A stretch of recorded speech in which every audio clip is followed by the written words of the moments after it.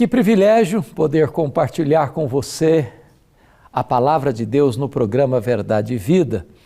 E hoje para tratar de um assunto tão lindo, tão importante, que está presente em toda a Bíblia, que é a soberania de Deus na salvação. E vamos basear esta mensagem em João 6, 36 e 37. Vamos ouvir a leitura deste texto. Porém, eu já vos disse que, embora me tenhais visto, não credes. Todo aquele que o Pai me dá, esse virá a mim, e o que vem a mim, de modo nenhum o lançarei fora. A salvação é uma obra de Deus, do alfa ao ômega, do princípio ao fim. Salvação é uma obra do Deus Pai, do Deus Filho, do Deus Espírito Santo. Deus planejou a nossa salvação, Deus executa a nossa salvação e Deus consumará a nossa salvação. Tudo provém de Deus, que nos reconciliou consigo mesmo por intermédio de nosso Senhor Jesus Cristo.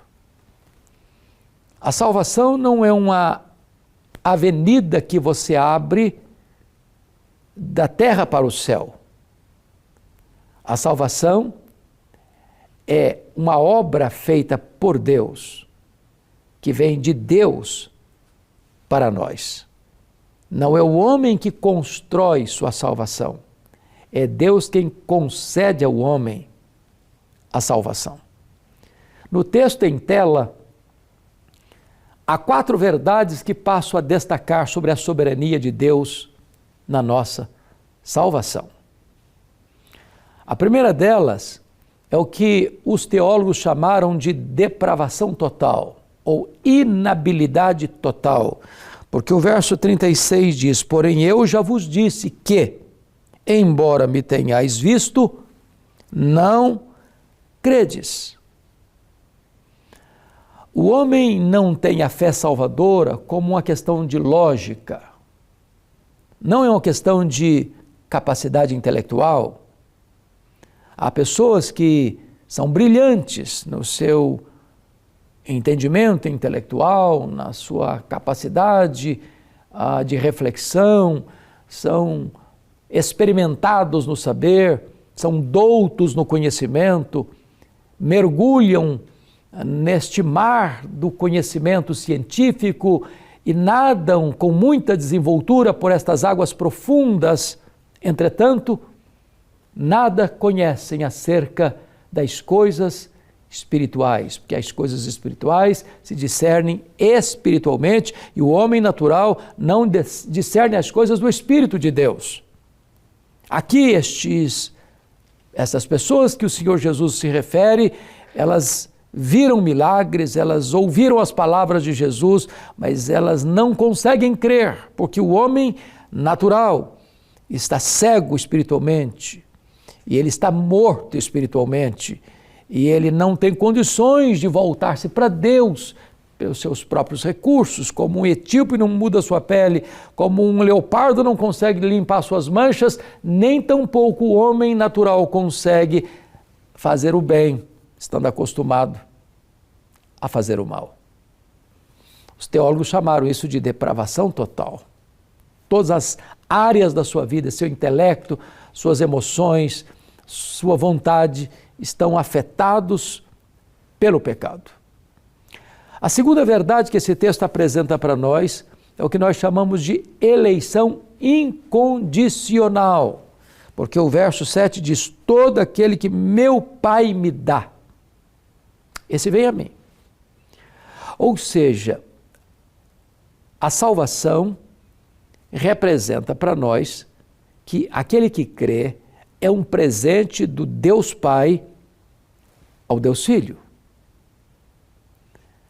É Deus quem nos escolhe, não somos nós quem escolhemos a Deus. Jesus Cristo disse: não fostes vós que me escolhestes a mim, pelo contrário, eu vos escolhi a vós outros. Deus não nos escolheu por causa de merecimentos, ou boas obras, ou ritos sagrados, ou sacrifícios pessoais. Diz a Bíblia que Deus nos escolheu antes da fundação do mundo, para sermos santos e irrepreensíveis perante Ele em amor, que Ele nos escolheu antes dos tempos eternos. Agora, Deus nos escolheu porque previu que nós iríamos crer? Não. Atos 13, 48 diz que todos quantos foram destinados para a vida eterna creram. Ou seja, a fé não é a causa da eleição, a fé é filha da eleição. Deus não nos escolheu porque viu em nós santidade. Não. Efésios 1,4 diz que Deus nos escolheu antes da fundação do mundo para sermos santos e irrepreensíveis, e não porque éramos santos e irrepreensíveis. Deus não nos escolheu porque viu em nós boas obras. Nós somos feitura de Deus, criados em Cristo Jesus para as boas obras. Ou seja, as boas obras são resultado da escolha de Deus e não a causa da escolha de Deus. É Deus quem nos dá ao Filho para sermos salvos. Mas esse texto ainda nos apresenta uma terceira verdade, a depravação total, a eleição incondicional, mas também esse texto nos apresenta a graça irresistível, porque o verso 37 diz ainda: todo aquele que meu Pai me dá, esse virá a mim. Aos que Deus predestinou, a esses Deus também chamou. O chamado de Deus é pela voz do Evangelho. E quando você ouve o Evangelho, o Espírito Santo tira o tampão dos ouvidos, tira a venda dos olhos, troca o coração de pedra para um coração de carne, inclina a sua vontade, porque a Bíblia diz que é Deus quem opera em nós tanto querer quanto o realizar, mudando as disposições íntimas do seu coração, porque tudo provém dele. Ele é quem nos dá o arrependimento para a vida, diz Paulo em Romanos. Ele é quem nos dá a fé salvadora, é dom de Deus, como diz Paulo em Efésios capítulo 2. Ele, o Espírito Santo, quem nos regenera, nos gera outra vez pela divina semente, a palavra de Deus. Tudo é feito por Ele, é feito por Ele. Então, Jesus está afirmando isso aqui. Ninguém pode vir a mim se o Pai não o trouxer. Mas todo aquele que meu Pai me dá, esse virá a mim. É a chamada irresistível. Você bem sabe que há dois tipos de chamado. O chamado externo e o chamado interno. O chamado dirigido aos ouvidos e o chamado dirigido ao coração. Muitos são chamados, poucos escolhidos. Aqueles que são chamados internamente ouvem a voz, leem um livro, encontram um folheto, escutam um sermão, uma mensagem na internet. E de repente os olhos se abrem, o coração é tocado, a vida é transformada. Um milagre extraordinário acontece. Nós chamamos isso de o chamado irresistível ou vocação eficaz.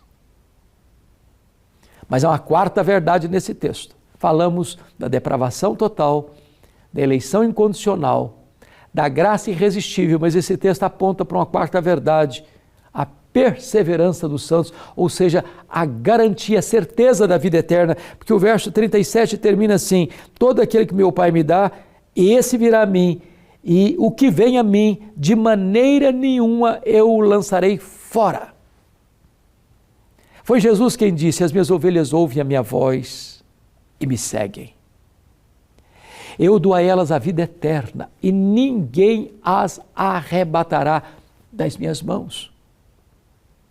O apóstolo Paulo vai dizer que aos que Deus predestinou, a esses Deus também chamou, aos que Deus chamou, a esses Deus também justificou, aos que Deus justificou, a esses Deus também glorificou.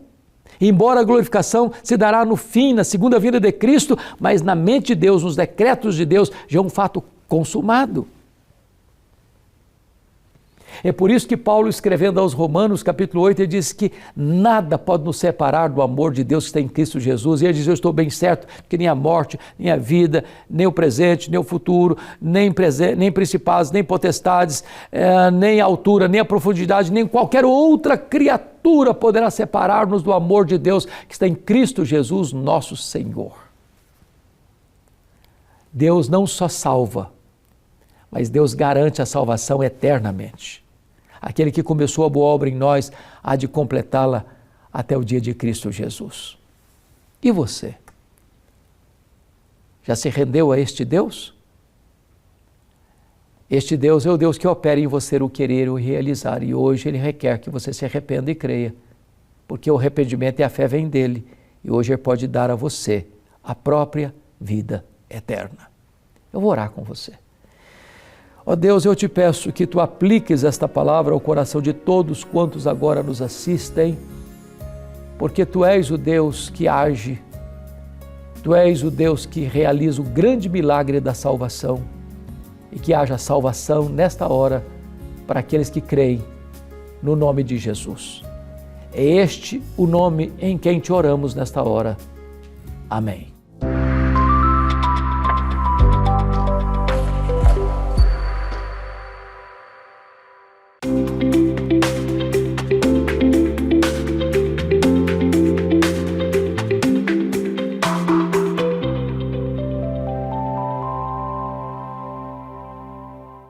Chegamos ao final do programa Verdade e Vida de hoje, mas eu queria convidar você a conhecer um pouco mais da Igreja Presbiteriana do Brasil. Você pode fazer isso nos buscando nas redes sociais, sempre procurando pelo @IPBOficial. Você pode visitar o nosso site www.ipb.org.br e pode também conhecer a nossa multiplataforma de comunicação, a IPB Multi. Está aparecendo também aqui o endereço multi.ipb.org.br. Lá você vai encontrar, além dos programas Verdade e Vida, outras devocionais, programas musicais, programas infantis, podcasts, programas de rádio e muito mais que eu tenho certeza. Programas que irão abençoar tremendamente você a partir da compreensão da palavra de Deus. Que Deus continue abençoando a sua vida e que de alguma forma os nossos programas possam te ajudar nessa caminhada, nessa jornada na direção do amadurecimento, que é o propósito de Deus para a nossa vida. O programa de hoje vai se encerrando, mas semana que vem nós estaremos de volta. Sempre neste mesmo horário, sempre neste mesmo canal, sempre com a mesma alegria, trazendo com a mesma excelência a mesma mensagem do Evangelho que transforma. Que Deus te abençoe ricamente.